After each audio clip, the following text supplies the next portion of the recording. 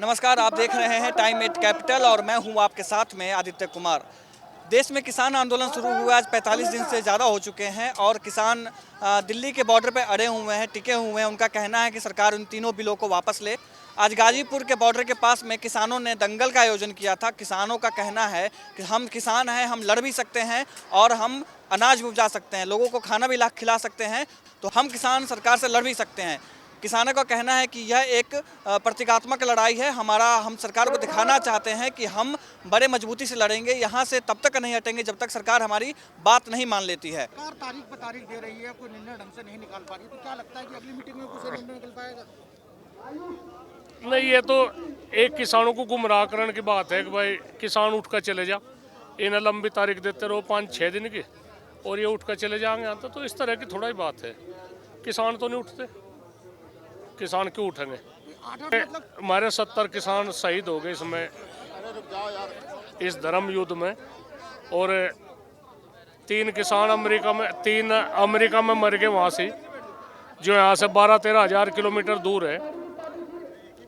प्रधानमंत्री जी ने उनके लिए संवेदना प्रकट करी कि भाई गलत हुआ वहाँ से, तो हमारे 70 आदमी यहाँ से इस आंदोलन में शहीद हो लिए।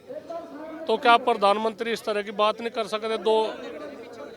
दो शब्द उनके प्रति नहीं कह सकते कुछ? तो भाई दंगल तो ये नु कह रहे ना, सरकार का किसानों का दंगल हो रहा है, तो हमने ओरिजिनली दंगल दिखा दिया। ये ठीक है जी। इलम सिंह है, कहाँ से हैं? मेरठ से। क्या चाहते हैं इस तीन कानून के बारे में बताइए कि क्या चाहते हैं सरकार से? कानून के मतलब भाई हमारी आमा सामी के हमारा कानून हटा दो, यो हम पास नहीं होने दे।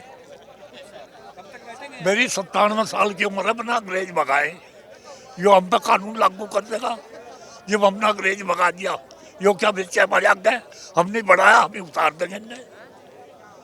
हमने तो विदेशी भगाए इनसे, हिंदुस्तान से, और यो तो हमारा ही है। यो क्या बेचे हमारे आगे?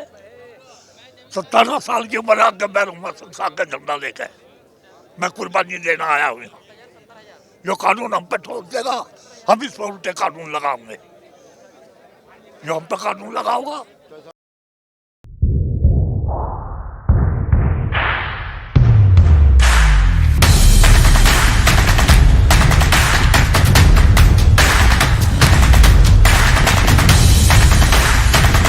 जी हाँ, हम किसान की तरफ से ही है और हमारे माता पिता भी किसान हैं, इसलिए हम किसानों की तरफ है।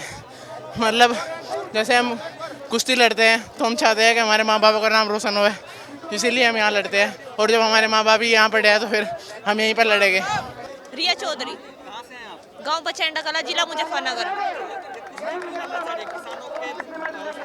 क्या किसानों के बात के लिए कुश्ती लड़ना आप क्यों चाह रही थी? कुश्ती ही क्यों? क्या चाहती है सरकार से? आपके बिल के बारे में बताइए कुछ। 3 कानून वापस लो, सरकार से बस यही रिक्वेस्ट है। अगर नहीं बिल हुआ वापस तो हम यही रहेंगे, इतना जितना हमारे समर्थन हो सके हम सब करेंगे। तो आप क्यों इसका विरोध कर रहे हैं? बिलों का बिल का विरोध क्यों कर रही हैं आप? ये सही नहीं है ना, इसलिए कर रहे हैं। गलत है किसानों के हित में। किसान किसी का वो थोड़ा ही ना है, मजदूर थोड़ा ही ना है, वो तो अपनी खेती खुद करेगा। आप कहाँ के रहने वाली, क्या नाम है आपका? मीनाक्षी, गांव पचंडा कला, जिला मुजफ्फरनगर। आप अपने बारे में बताइए कुछ। सुहानी चौधरी, गांव पचेंडा कला, जिला मुजफ्फरनगर। आप क्यों विरोध करना चाह रही हैं? आप तो बहुत छोटी हैं। मैं किसानों के समर्थन में ही करना चाहती हूँ विरोध, क्योंकि हम भी किसान परिवार से ही हैं और ये गलत है जो किसानों के साथ हो रहा है। आप अपना नाम बताइए और आप खुशी पवार, बडेडी मुजफ्फरनगर। आप क्यों विरोध कर रही हैं? कि सरकार अपना तीनों कानून वापस ले।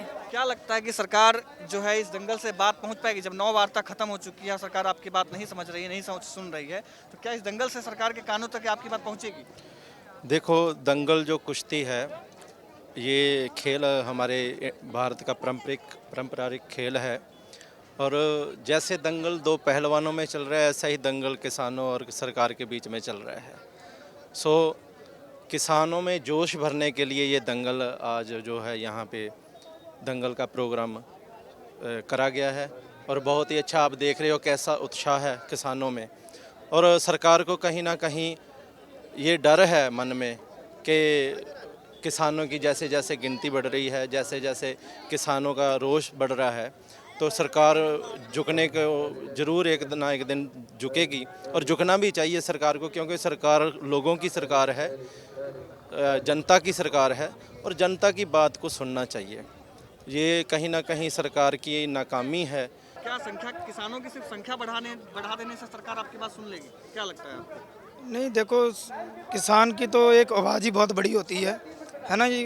एक ही किसान हज़ारों के बराबर होता है ना जी।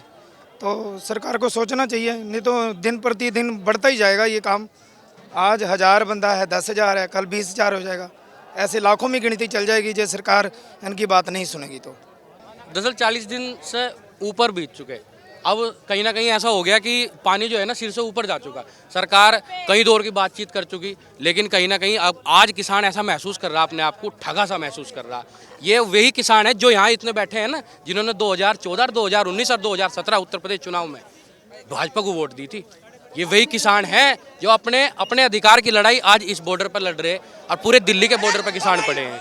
तो कहीं ना कहीं किसान आज जो है अपना अधिकार मांगने के लिए ये एक संदेश दे रहा कि किसान भी हैं, जवान भी हैं और पहलवान भी हैं। किसान आंदोलन के बीच में दंगल की आवश्यकता क्यों पड़ी सरकार को आपकी आवाज सुनाने के लिए, आपकी बात बताने के लिए? खिलाड़ी जो है किसानों को समर्थन कर रहा है, क्योंकि हम खिलाड़ी जो है ज़्यादातर किसानों के ही बालक है।